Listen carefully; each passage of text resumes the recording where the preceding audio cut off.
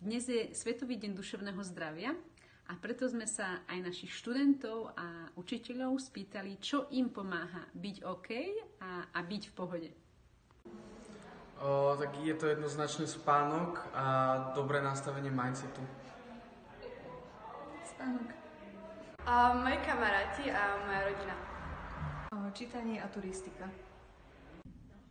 Myslím si, že v prvom rade sú to dobrí kolegovia, ktorí mi pomáhajú. Potom, keď odchádzam z práce, tak chodím peši, chodím sa prechádzať, navštevujem svojich priateľov. Takže tým si vlastne upevňujem to duševné zdravie, čítam knihy, takže... A sem tam chodím aj po obchodoch. Počkaj chvíľku.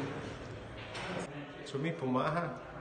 Že nie som sám, že mám rodinu, že mám sa s kým rozprávať, že mám trochu, snažím sa vyvážiť psychické a fyzické zdravie.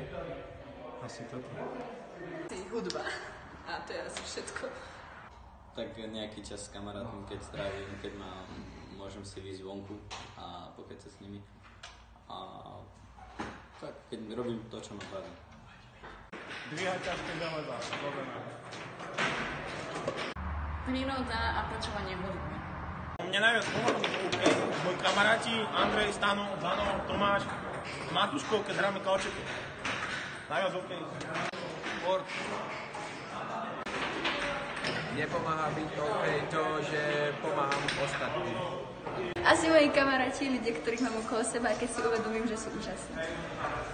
Tak asi pozerať seriály, čítať knihy a také proste nejaký čas pre seba, relaxácia a tak. Asi videóhry a čítanie. Čo mne pomáha byť OK? Najlepšia asi relaxácia. Alebo hlavne vás tým, alebo to je také najlepšie, by som povedal. Na počítačov, alebo si pospať. Ja som stále OK. Ja mám dôvod, prečo byť smutný, ja som stále v pohode.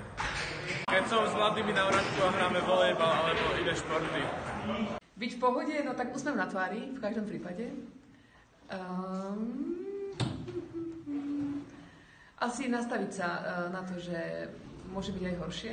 Asi taký mindset, proste, že sa tak nastavím, že áno, že dneska to dám.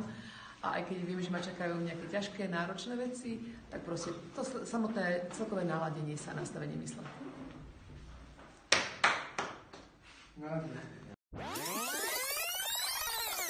Erika, dneska je Svetový deň duševného zdravia.